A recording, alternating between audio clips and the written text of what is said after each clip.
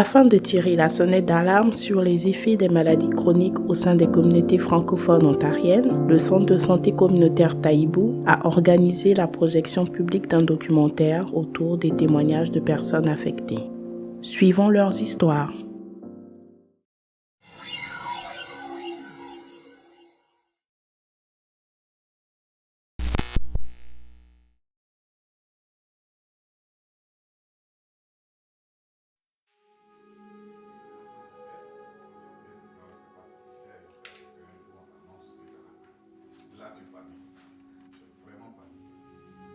J'ai perdu ma mère. Elle est venue ici, elle a passé 3 années avec moi. Elle allait à l'hôpital, mais on n'a jamais su qu'elle avait le diabète. Moi, quand je tombe enceinte, le médecin me demande est-ce qu'il y a un parent qui a le cancer, qui a le diabète. Je dis non, pas connu. Ma maman n'en a jamais. Différents examens, ça ne s'est jamais, comment dirais-je, présenté. Elle est morte de diabète. Je trouve que souvent on oublie d'intégrer les membres de la famille dans la maladie, et quand les enfants surtout apprennent très tôt à apprendre c'est quoi la maladie, ils font partie c'est des alliés et surtout du soutien. Et je me dis, c'est un précédent qui est dans la famille. Chaque fois que je complète les formulaires de maladie, je n'oublie jamais qu'il y a eu le diabète, parce que plus tard, ma grand-mère a aussi eu le diabète, et on était tellement contents de lui montrer qu'on peut aussi faire partie de son traitement parce qu'on l'injectait aussi. Et je pense que ça, c'est allé aussi me chercher quand la personne qui me disait a parlé du soutien.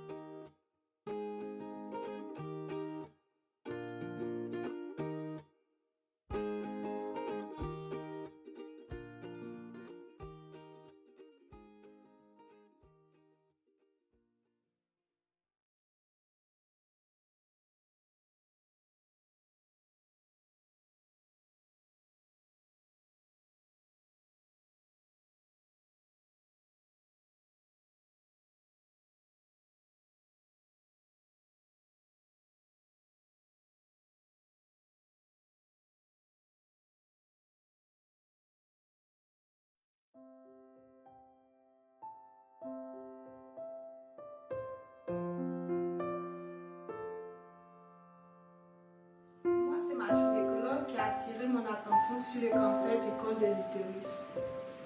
J'avoue que je ne voulais pas trop parler de ça. Je lui ai dit, mais docteur, moi je vais bien. C'est quoi encore cette affaire du cancer qui est rentrée dedans? Elle m'a dit que c'est juste pour vérifier que je n'avais rien.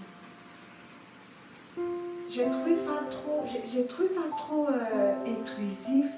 Et j'en ai parlé à mon conjoint de l'époque qui m'a encouragé à aller voir une autre gynécologue. Je ne suis plus allée en consultation chez cette gynécologue-là. Oui, parce que quand j'ai entendu cancer du col de l'utérus, ça j'ai vraiment pris peur. Tout allait bien, à l'époque tout allait bien, mais soudainement j'ai commencé à ressentir des douleurs. J'ai commencé à ressentir des douleurs et tout ça, et c'était vraiment insupportable. Même pendant les rapports sexuels, c'était vraiment insupportable. C'était vraiment des douleurs qui étaient vraiment très très fortes. Mes rapports avec mon ex se sont graduellement détériorés et on se disputait tout le temps. Moi aussi de mon côté, mon état de santé se dégradait également. Et sur le coup, je me suis dit que c'est certainement l'endométriose. C'est ce que je me suis dit parce que j'avais eu auparavant des problèmes d'endométriose. J'ai alors recontacté l'herboriste qui m'avait soigné et il m'a envoyé des plantes, des tisanes et tout ça. Et tu sais, moi je crois vraiment à la médecine par les plantes là. J'ai fait des bains de vapeur, sur bains de vapeur, mais tout ça ne servait à rien en fait. Voilà, tout ça ne servait à rien. J'avais des grosses pertes de sang, les douleurs continuaient. Et en plus, les douleurs étaient encore de plus en plus atroces et tout ça. Franchement, je souffrais vraiment. Je souffrais vraiment, vraiment beaucoup. Et mon venue chéri à l'époque, lui, paraissait ne pas comprendre ce que j'avais en fait. À un certain moment, j'en avais marre et j'ai dit à mon copain de l'époque que je ne voulais plus continuer avec lui. C'était vraiment difficile de prendre cette décision-là, mais je n'avais vraiment pas le choix comme de décider ça parce que lui et la maladie, c'était quand même beaucoup de choses pour moi. Voilà. Et vu que je faisais les traitements de tisane et tout ça, j'ai dû abandonner le traitement de l'endométriose et je me suis retournée je suis retournée voir mon médecin, mon gynécologue, mon ancien gynécologue, pardon. Et malheureusement, je n'ai pas réussi à avoir un rendez-vous, c'était comme difficile. Voilà, je n'ai pas eu de rendez-vous avec elle. Je me suis dit, je suis dans la merde. Je suis donc allée dans un autre hôpital pour voir si je pouvais trouver un autre médecin. Pour avoir un rendez-vous parce que je n'étais vraiment pas bien. Je n'étais vraiment pas bien. Je ne sais pas pour quelle raison, mais je n'arrivais jamais à obtenir de rendez-vous. J'ai donc commencé à paniquer. Je me suis dit que le karma me rattrapait. Le temps passait et j'ai commencé à avoir des douleurs dans le dos. C'était vraiment très difficile. Je me suis dit, je vais forcer un peu les choses. Alors je suis allée chez mon ancien gynécologue et j'ai tout fait pour avoir un rendez-vous cette fois-ci. C'était difficile, mais j'ai insisté parce que je lui ai dit qu'il y avait quelque chose qui ne marchait pas avec moi. Il y avait quelque chose qui clochait, il fallait vraiment que je vois comme que je la vois. 2 semaines plus tard, j'ai été reçue par la gynécologue. J'ai tout expliqué à ma gynécologue et là, on m'a fait un frottus du col de l'utérus. Et elle m'a reconvoqué pour faire un prélèvement de tissu sur le col de mon utérus. Voilà, c'est comme ça que tout a commencé. Quelques semaines après, elle m'a reconvoqué. Mais je lui ai dit que j'avais des douleurs dans le ventre et que je ne pouvais pas me déplacer. C'était vraiment difficile. Et elle m'a joint par appel vidéo, comme je lui ai proposé. Et elle m'a dit que j'avais une substitution de cancer du col de l'utérus. Mais exactement, c'est ce que je ne voulais pas entendre parce que j'ai reçu une information comme un coup de massue sur la tête. Et j'ai tout de suite pensé, je suis morte. Et là, elle a commencé à m'expliquer que le dépistage précoce aurait permis d'éviter et de minimiser les complications que j'avais et tout ça. Et du coup, quand elle a commencé à m'expliquer, je me suis dit il fallait que je fasse dépister ma fille qui a juste 12 ans. Je ne vais pas attendre. Et là, je me suis dit que je vais prendre les devants pour ma fille. Il faut absolument qu'elle ne vive pas la même chose que je vis présentement. J'ai donc demandé sur le champ à ma gynéco ce que je pouvais faire pour ma fille de 12 ans. Elle m'a conseillé le dépistage précoce et la vaccination.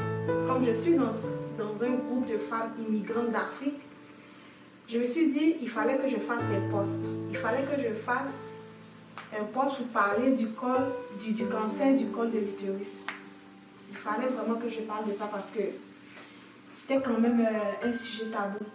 C'est vrai qu'à l'époque, c'est vrai que je n'étais pas bien à l'instant, mais je me suis dit qu'il fallait vraiment que j'en parle. Alors, j'ai fait un post. J'ai plus parlé du dépistage précoce dans mon post et de la vaccination des jeunes filles et de la nécessité même d'en parler. Les commentaires que j'ai eus ce jour-là par rapport à mon post étaient un peu mitigés. Certaines personnes disaient que, en tout cas, certaines personnes allaient dans mon sens, certaines personnes comprenaient vraiment ma démarche. Par contre, il y a certaines personnes qui étaient vraiment sceptiques et estimaient qu'il ne fallait pas attirer le malheur sur soi. Vous savez, en Afrique, il y a certaines choses qui sont malheureusement encore taboues, même quand on parle de maladie. Il y avait des commentaires comme nos mamans n'ont jamais fait de dépistage ni de vaccin contre cette maladie et elles ne l'ont jamais eu d'ailleurs. Voilà, alors, vous savez ce que vous devez faire. Parlez avec votre médecin, faire tel test de dépistage précoce et opter pour la vaccination si possible, car ce sont les seuls moyens, vraiment, les seuls moyens d'éviter les complications graves.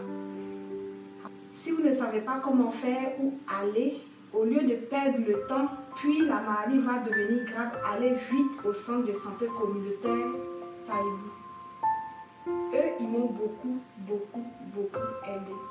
Ils m'ont vraiment beaucoup aidé dans mon parcours. En plus, les services sont en français et au moins tout est clair.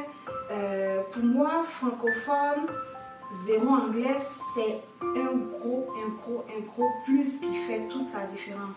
C'est avec eux que j'ai vu que je n'étais pas réellement seule face à cette maladie.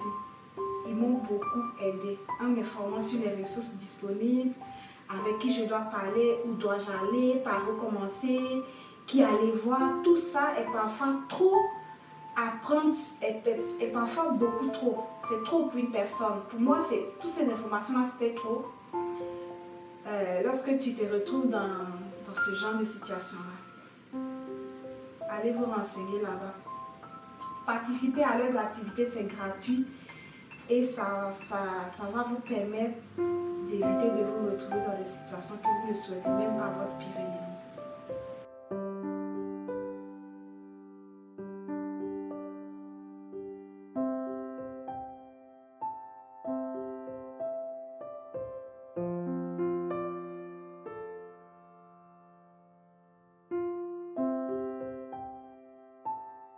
Je voudrais dire merci au Centre de santé Taïbou pour avoir organisé cette merveilleuse cérémonie qui réunit plusieurs personnels en rapport avec les soins de santé.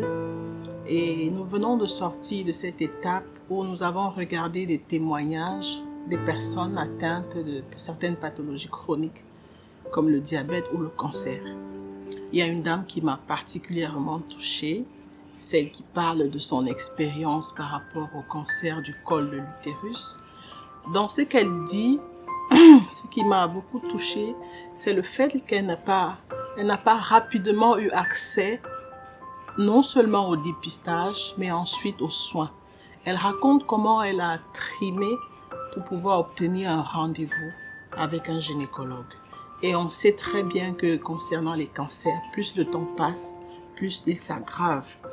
Et vous pouvez comprendre, comme elle expliquait, c'est une immigrante francophone, malade, presque abandonnée par son conjoint ou son ami de l'époque. Ça fait beaucoup de problématiques qui viennent aggraver la situation de la maladie en elle-même. Ça m'a fait penser à la situation de l'immigrant francophone au Canada.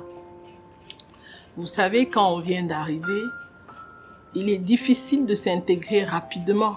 Et si à côté de cela, vous êtes informé d'avoir un cancer, vous ne savez même pas à qui vous adresser, vous ne savez pas par où commencer, vous essayez d'obtenir des rendez-vous en vain.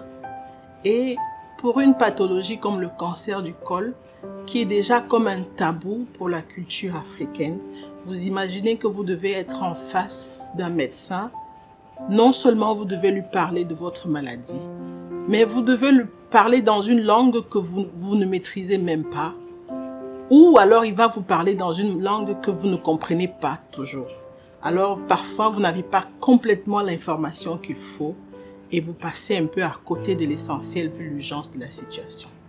Ici je voudrais vraiment saisir cette occasion pour lancer un appel concernant je ne sais pas à qui lancer l'appel, les autorités, le système de soins en place, qu'un regard soit jeté vers la communauté francophone qui est de plus en plus grandissante en Ontario et à Toronto particulièrement. Des soins, des services en français pour la communauté francophone, ça sauverait beaucoup de vies parce qu'il y a beaucoup de personnes malades ou qui voudraient simplement avoir de l'information mais qui ne savent pas comment faire pour l'obtenir parce que ne parlons pas l'anglais. Donc voilà, comme ça lancé, je voudrais remercier une fois de plus le Centre de santé Taïbou pour ce qu'il fait pour la communauté francophone dans cette ville. Remercier le Centre de santé Black Creek Community Health Center parce que c'est l'un des centres de santé communautaires de la ville qui offre aussi des services de santé en français. Donc, si à côté de ceux-là, qui sont vraiment comme 2 ou 3 gouttes d'eau dans un grand océan, si on pouvait multiplier des centres comme ceux-là, multiplier des opportunités d'écoute et de sensibilisation auprès des communautés qui sont francophones immigrantes, ça sauverait beaucoup de vies parce que la prévention pour les maladies chroniques et la santé mentale sont capitales. Alors aujourd'hui, j'allais un peu plus partager avec vous sur mon expérience à moi. Parce que je descends d'une famille génétiquement avec le cancer, parce que j'ai eu à perdre les membres de ma famille qui sont morts du cancer, généralement avec différents types de cancers, dont le cancer du poumon, le cancer du prostate, le cancer du sein. Aujourd'hui, malheureusement, j'ai eu heureusement la chance aujourd'hui de participer à l'activité qu'a organisée Taïbou parce que j'avais généralement pas d'informations sur ça. Et comme par hasard, hier, il y a un ami qui m'a contacté et tout pour me dire qu'aujourd'hui Taïbou organisait une activité. Je me suis dit plus que j'avais le temps de venir. Et je suis arrivée, j'ai vu qu'il y avait un témoignage d'une dame qui était atteinte du cancer du sein qui faisait son témoignage.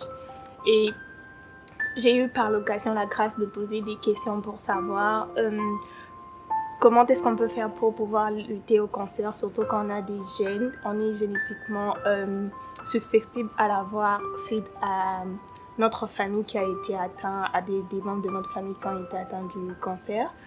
Et comme cancer, on m'a demandé de pouvoir faire attention à son alimentation, pouvoir pratiquer du sport, et aussi pouvoir faire du dépistage ou l'autopalpation. Pour l'autopalpation, je pense que de nos jours maintenant, on peut avoir certaines vidéos qui expliquent comment le faire sur YouTube.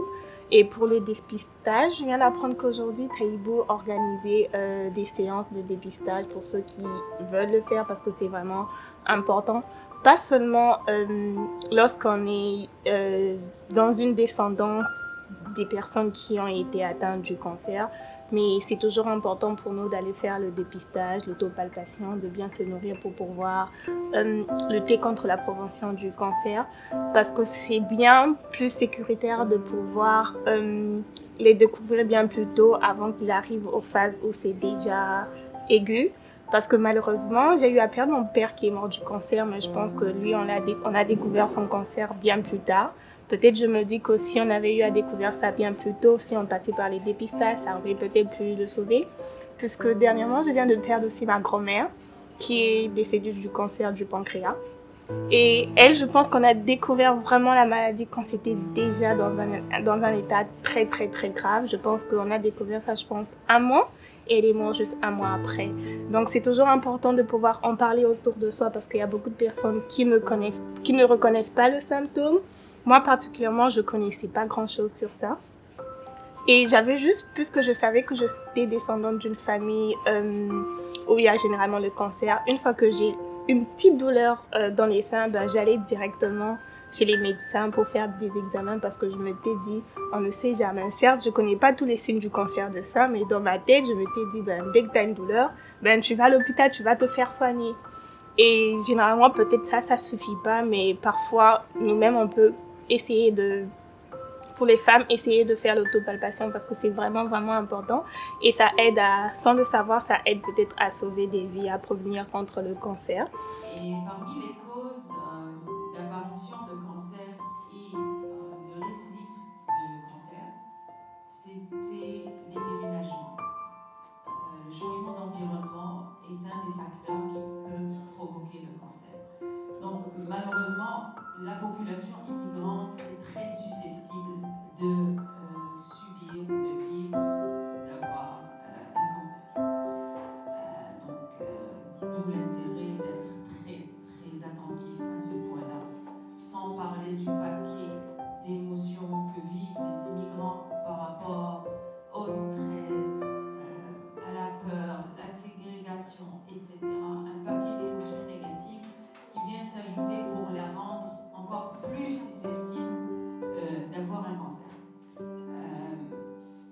Le cancer du col, cette patiente qui a parlé m'a vraiment touchée énormément. Mais il faudrait savoir que pour qu'une dysplasie se transforme en cancer, ça prend à peu près 10 ans. Donc, si on fait un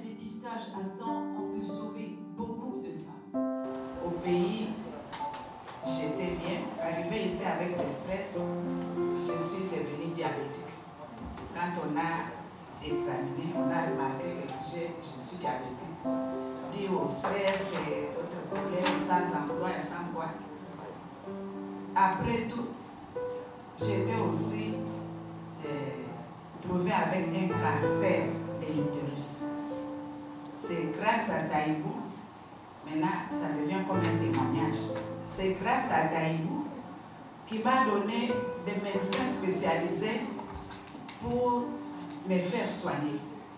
J'ai été opérée de l'utérus, le cancer de l'utérus. Maintenant je suis bien. Je suis maintenant forte. Merci Taïbou. C'est la communauté qui travaille avec beaucoup d'amour. Et si vous respectez aussi les renseignements et les rendez-vous qu'on vous donne, et vous respectez aussi les traitements qu'on vous donne, vous serez guéris. Merci beaucoup. Je perds beaucoup de gens autour de moi du cancer et surtout des gens qui viennent de prendre leur retraite. Et on prend la retraite, on va faire ceci et on est happé par la mort. Donner du diagnostic par téléphone. Moi, je dois avouer, je ne comprends pas. Peut-être le système est saturé, et il n'y a pas de ressources, il n'y a pas... Mais je trouve ça inhumain, surtout un diagnostic comme celui-là. J'ai entendu, il y a quelqu'un dans mon entourage qui m'a dit dernièrement, nous on l'a reçu dans le système de communication sur la plateforme qu'on a mis en place. C'était comme cela que ma femme a découvert qu'elle avait un cancer de phase 4 et voilà, oui, à travers la plateforme. Alors je me dis, tout ceci nous amène à comprendre comment le système de santé soit est mal configuré, manque de ressources ou ne comprend pas la détresse humaine quand on est face à une situation de santé. Aussi minime que ça peut paraître minime, mais les diagnostics sont importants. Étant une maison d'hébergement, plusieurs femmes appellent souvent pour avoir un toit, pour assurer un toit, pour pas se retrouver dans la rue. Il y a 2 semaines, j'ai été contactée pour loger une femme qui a un diagnostic de cancer, qui suit les traitements de chimio, mais elle n'a pas un toit stabilisé. Et la dame médecin qui a parlé tout à l'heure, déménager est un facteur qui peut contribuer à ce que cette dame-là, au moment où je parle, elle n'a pas encore assuré un toit. Nous travaillons dans le domaine de la violence faite aux femmes, on travaille avec les femmes atteintes du cancer, mais on sait que cette situation de vulnérabilité va l'amener à prendre une chambre quelque part où elle sera violentée. Je crois qu'on a besoin de se mobiliser sur les situations de santé des individus qui vivent en isolement, isolés avec leur souffrance. Même ceux qui sont accompagnés, parfois ne sont peut-être pas bien accompagnés. Alors moi je lance le message, comme toutes les autres personnes qui ont parlé, de se mobiliser, de trouver des solutions. Ce n'est pas une solution pour tout le monde, mais c'est de trouver des solutions. Alors, la santé, telle que nous venons de le voir dans cette vidéo, dans ce mini-film, est vraiment un état de bien-être global. On a vu qu'il y avait des enjeux, évidemment, liés à la santé émotionnelle des personnes diagnostiquées ou malades. Il y avait des enjeux liés à la santé même économique, les enjeux aussi liés au bien-être de ces personnes en lien avec leur entourage, leur famille, etc. Donc, le point sur lequel moi je voudrais vraiment insister, c'est vraiment le bien-être des personnes, qu'elles soient diagnostiquées ou pas. Le bien-être est fondamental parce qu'en travaillant au bien-être de la personne, nous permettons à ces personnes, qu'elles soient diagnostiquées ou pas, qu'elles soient malades ou pas, d'être bien. Parce qu'il y a un bien-être qu'on peut avoir même étant malade. On ne perd pas son bien-être lorsqu'on est malade. Pour moi, c'est un aspect important. Et là, il y a plusieurs dimensions à considérer. Il y a la dimension communautaire, de l'environnement. C'est important de voir le contexte dans lequel la personne qui est diagnostiquée ou malade vit. On a écouté aussi parler des personnes qui n'ont même pas un logis ou alors qui ont justement une situation précaire en lien avec habitation, leur lieu d'habitation. Donc ça, c'est important de considérer ça. Lorsqu'on vit dans les conditions acceptables, on sait où on va dormir, on sait ce qu'on va manger, on a moins de préoccupations par rapport à ce que les nôtres vont manger, comment ils vont se soigner, etc. Même lorsqu'on est malade, on ne vit pas la maladie de la même façon que celui qui, en plus de sa maladie, doit aussi faire face à ces défis liés aux personnes qui sont autour d'elle. Ça, c'est le premier niveau. Le deuxième niveau, c'est l'influence de la maladie par rapport au comportement des personnes. Alors, par rapport à la relation qu'ils ont avec les personnes autour d'eux. C'est important aussi pour nous de penser à voir comment on peut travailler sur le type de rapport que les personnes malades peuvent avoir avec son entourage. Ça, c'est très important, me semble-t-il, même pour la guérison, même pour le bien-être de la personne qui est malade. Et puis, l'autre aspect, c'est vraiment lié aux valeurs et à la croyance. Parce que c'est un point qui apparaissait en filigrane. C'est-à-dire, qu'est-ce qui est vraiment important pour moi? Et surtout au niveau des croyances, qu'est-ce que je crois être? Parce qu'on peut être diagnostiqué, mais si on croit vraiment que sa vie n'est pas finie, malgré la maladie, on continue à vivre. Parce que la vie, c'est un temps qu'on a. Ce temps peut être limité ou pas. Ce qui est le plus important, c'est la qualité de la vie qu'on va mener. Donc, moi, je trouve que c'est important que nous puissions aussi travailler entre nous, avec les personnes qui sont diagnostiquées dans la communauté, sur les valeurs et sur les croyances, pour que les personnes ne pensent plus que dès qu'ils reçoivent un diagnostic, sa vie est finie. Non, sa vie n'est pas finie. La vie continue à avoir un sens, parce que tant que ce n'est pas fini, rien n'est fini, et on peut avoir une qualité de vie bonne malgré la maladie. Et les deux autres aspects sur lesquels je voudrais aussi insister, c'est la question de l'identité. C'est-à-dire, est-ce que je deviens un malade ou je suis quelqu'un qui a une maladie? Parce que c'est pas la même chose. Si quelqu'un a une maladie et il se considère comme étant malade, alors là, il s'identifie à la maladie et très rapidement, il va baisser les bras. Alors qu'il peut dire, je suis quelqu'un qui a une maladie, mais pas un malade. Je ne suis pas quelqu'un qui... Voilà, donc c'est très important. Je souffre de cancer, mais je n'ai pas le cancer, je ne suis pas le cancer. Je souffre de diabète, je ne suis pas un diabétique. Parce que moi, je n'utiliserai pas le terme diabétique, je dirais, oui, je souffre du diabète, ça veut dire que je souffre, mais je travaille à pouvoir soigner, à pouvoir me soigner, à pouvoir dépasser ça. Et puis le dernier point, c'est vraiment toujours de penser à plus grand que soi. Parce que là, c'est la question de la vision que nous avons de notre être comme être, même avec la maladie. C'est quoi ma vision? Parce que je pense que nous sommes tous venus ici sur cette terre pour quelque chose de très grand, qui transcende même la maladie, qui transcende même la mort. Alors, le documentaire que nous venons de voir est assez impressionnant et impactant aussi. Et puis donc, le message qui s'entrevoit à travers ce documentaire-là, c'est peut-être un message, disons, d'alerte, qui doit interpeller tout le monde, jeune comme adulte, à faire face à tous ces problèmes de maladies chroniques. Et donc, je vois cela comme une perspective un peu de solution dans le sens de l'intergénérationnel. Parce qu'aujourd'hui, les stéréotypes, c'est que peut-être ce sont les personnes âgées qui font face à ces maladies. Mais la réalité, c'est que les jeunes aussi doivent se préparer à y faire face. Donc, à se préparer de façon préventive d'ailleurs. Et c'est pour ça que dans les solutions, les pistes de solutions, on peut proposer des approches intergénérationnelles, donc amener les jeunes aussi, accompagner les adultes qui font déjà face à ces maladies pour les aider notamment à avoir peut-être une vie beaucoup plus facile quand bien même ces personnes vivent avec cette maladie. Mais en même temps, c'est aussi un message pour les jeunes pour bien se préparer et travailler dans le sens de prévenir ces maladies, c'est tout. Le message que nous voudrions envoyer à l'égard de la communauté, c'est que il y a des sujets qu'elle en fait vraiment tabou et nous voudrions que notre communauté, la communauté francophone surtout, puisse sortir de ce carcan-là pour pouvoir vraiment parler des maladies chroniques et aussi de la problématique de santé mentale qui fait vraiment payer un lourd tribut à notre communauté soit par des suicides, soit des morts à petit feu. Et là, il y a des choses qu'on devrait, par exemple, souvent en parler, parce que si on n'en parle pas, on s'étouffe nous-mêmes et à la longue, ça devient un peu difficile. Imaginez si quelqu'un est dépisté positif au cancer. Donc, si on dit à la personne que vous avez le cancer, vous êtes dans un pays étranger où il n'y a pas toute votre famille, vous allez vivre cette maladie seul, vous allez compatir seul et vous allez vous brûler seul. Et là, qu'est-ce qui se passe par la suite?